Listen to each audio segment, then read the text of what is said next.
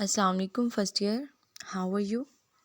Okay, आज हम अपना नेक्स्ट चैप्टर स्टार्ट करने लगे हैं। Chapter number 5। चैप्टर नंबर 5 का नेम है इंडेक्स नंबर। ठीक है, तो आपने सबसे पहले बेसिक इंडेक्स नंबर की डेफिनेशन तैयार करनी है। वो है यहाँ से, an index number is a ratio or an average of ratios. ठीक है, ये एक रेशो भी हो सकती है और काफ़ी सारी रेशोज़ की एवरेज भी हो सकती है। Is usually expressed as a percentage, और इसका जो आंसर होता है वो हम परसेंटेज की शक्ल में देते हैं, तो इसे बोला जाता है इंडेक्स नंबर।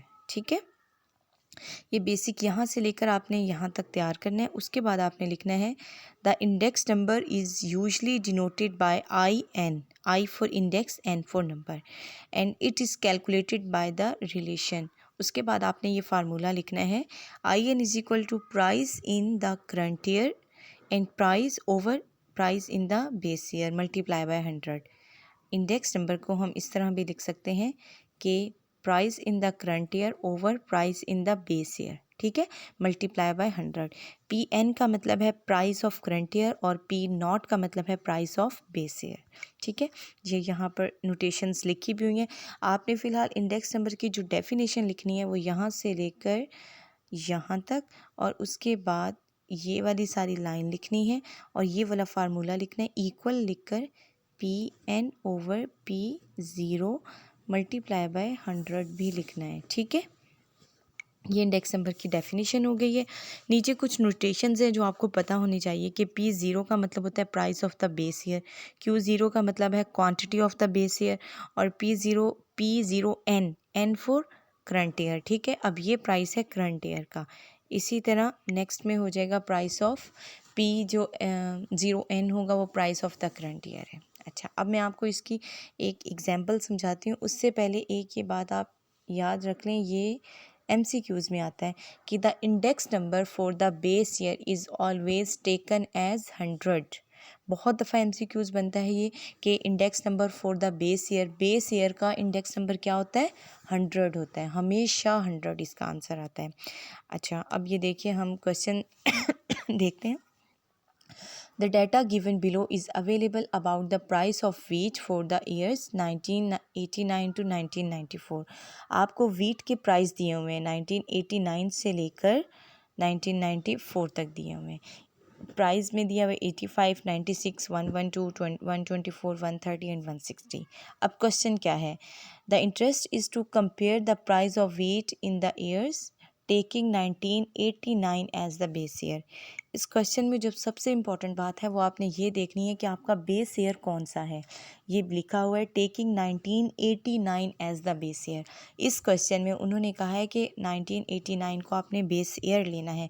जो बेस ईयर होगा उसके प्राइस को हम P0 बोलते हैं। अच्छा, आपने ईयर्स को और प्राइस को इस तरह लिख लेना है कॉलम की शक्ल में। ठीक है, अब क्या करना है, सबसे पहले के लिए क्योंकि 1989 आपका बेस ईयर है तो इसके प्राइस P0 हो जाएंगे, और यहाँ से लेके यहाँ तक ये जितने भी ईयर्स हैं इनके जो प्राइस होंगे वो PN होंगे।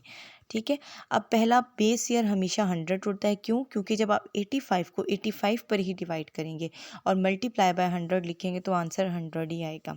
नेक्स्ट देखें, आपने लिखना है जी 96 ऊपर डिवाइड कर देना है 85 से और मल्टीप्लाई बाय 100 लिखना है, आंसर आ जाएगा 112.94। ये यहाँ पर भी मेंशन है। ठीक है, ये आपका आंसर आ चुका है। अब नेक्स्ट देखें, अब आपने क्या लिखना है, 112, 112 को ऊपर, 85 को नीचे, हमेशा 85 नीचे रहेगा और 100 से मल्टीप्लाई कर देना है। अच्छा, 85 हमेशा नीचे क्यों रहेगा? क्योंकि ये हमारा है बेस ईयर। जो बेस ईयर होगा उसका प्राइस हमेशा नीचे रहेगा और करंट ईयर ऊपर आते रहेंगे। तो आपने इन तमाम वैल्यूज़ को 85 पे डिवाइड करके मल्टीप्लाई बाय 100 करते जाएँ, ये सारे आंसर्स आते जाएंगे। ठीक है, अच्छा, इस एग्जाम्पल में एक और बात यह है कि अगर वो क्वेश्चन सेम दे दे और यहाँ पर लिख दे कि 1991 आपका बेस ईयर है, ठीक है। अब आपने क्या करना है, 85 को 112 पे डिवाइड करना है, मल्टीप्लाई बाय 100। फिर 96 को 112 पे डिवाइड करना है, मल्टीप्लाई बाय 100। फिर 112 को 112 पे ही डिवाइड करेंगे और मल्टीप्लाई बाय 100, ये बेस ईयर हो गया। 124 को दोबारा 112 पर, 130 को दोबारा 112 पर और 160 को भी 112 पर। क्यों? क्योंकि इस नेक्स्ट एग्जाम्पल में मैंने आपको बताया कि जो बेस ईयर है ना वो चेंज हो गया है। तो ये क्वेश्चन पे डिपेंड करता है कि आपका बेस ईयर कौन सा है। ठीक है, जो भी बेस ईयर होगा उसके प्राइस को आपने हमेशा नीचे रखना है और बाकी तमाम प्राइसेस को ऊपर रखकर मल्टीप्लाई बाय 100 कर देने, तो ये आपके इंडेक्स नंबर्स आते जाएंगे। ठीक है, इस एग्जाम्पल में कोई भी प्रॉब्लम हो तो आप मुझसे पूछ सकते हैं। और जो क्वेश्चंस है ना, क्वेश्चन नंबर 13 तक, ठीक है, 13 तक आपने ये सारे क्या करने हैं, होमवर्क में करने हैं। तो क्वेश्चन 1 से लेके 13 तक मैं आपके होमवर्क चेक करूँगी। ओके, अल्लाह हाफिज़।